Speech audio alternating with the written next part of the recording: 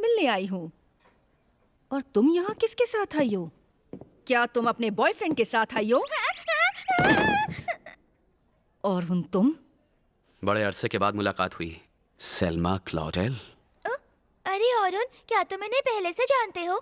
हाँ हाँ, क्यों नहीं।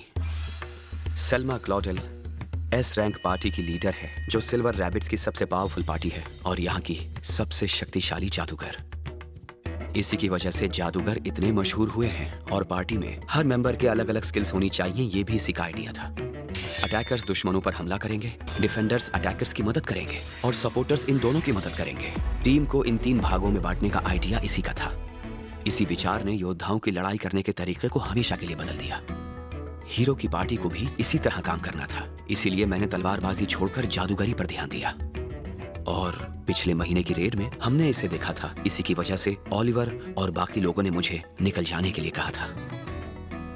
मैं ये तो जानता था कि ये दोनों एक ही पार्टी में हैं, लेकिन ये नहीं जानता था कि ये दोनों बहनें हैं। पर ये मुझ पर इस तरह गुस्सा क्यों हो रही है?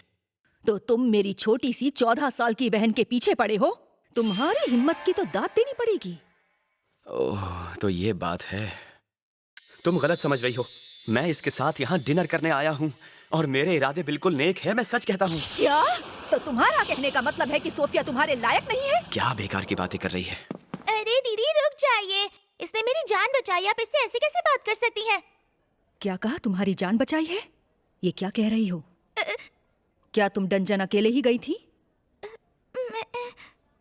तुम गई थी?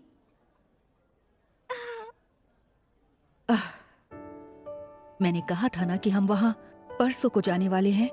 तो क्या तुम कुछ दिनों का सब्र नहीं रख सकती थी? माफ कर दीजिए। आप समझा, ये अपने ग्रुप को बताए बिना ही वहां चली गई थी। चलो तुम अब सेफ हो, तो मैं अब तुम्हें परेशान नहीं